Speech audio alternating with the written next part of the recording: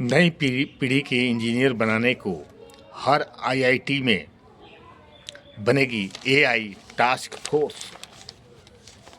भारतीय प्रौद्योगिकी संस्थान आईआईटीएस ने सिफारिश की है कि देश की हर एक आईआईटी में आर्टिफिशियल इंटेलिजेंस टास्क फोर्स बनाई जाए।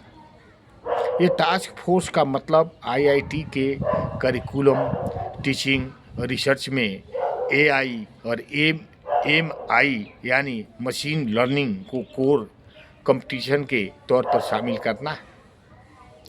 आईआईटी में अगली पीढ़ी के इंजीनियरों को तैयार करने के लिए पारंपरिक करिकुलम में बदलाव किया जाएगा।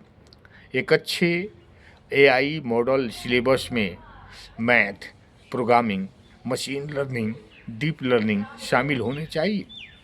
आईआईटी कानपुर को यह जिम्मेदारी दी गई है कि सभी आईआईटी के मजबूत और कमज़ोर पक्षों को लेकर डिटेल विश्लेषण किया जाए और इंडस्ट्री की ज़रूरत के आधार पर कोर्स करिकुलम में क्या क्या बदलाव हो सकता है, इसके बारे में भी रिपोर्ट आईआईटी काउंसिल को दी जाए।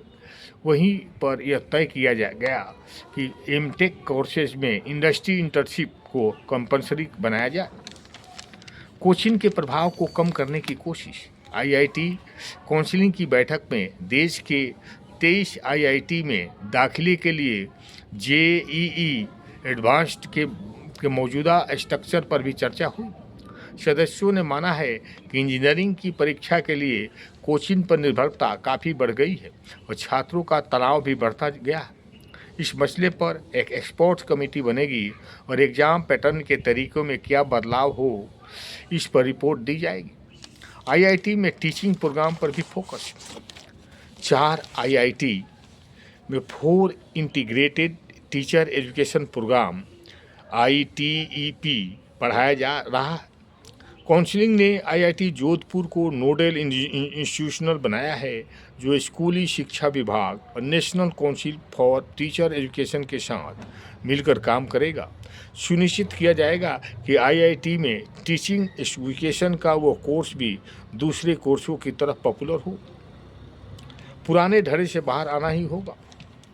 आईआईटी काउंसिल की बैठक के लिए गए फैसलों से ये बात साफ हो गई कि जो आईआईटी अभी भी पुराने ढर्रे पर चल रहे हैं, उसे करिकुलम इनोवेशन को लागू करने के पीछे हैं। उन्हें अब मार्केट डिमांड को समझना होगा। यह भी साफ है कि अब इंडस्ट्री के साथ तालमेल के बिना काम नहीं चलेगा और मैनेजमेंट को इसके लिए मेहनत करनी ही होगी। सरकार चाहती है कि सभी 23 आईआईटी ग्लोबल लेवल पर अपनी पहचान बनाएं। ओम शांति। अच्छा लगे तो लाइक करें और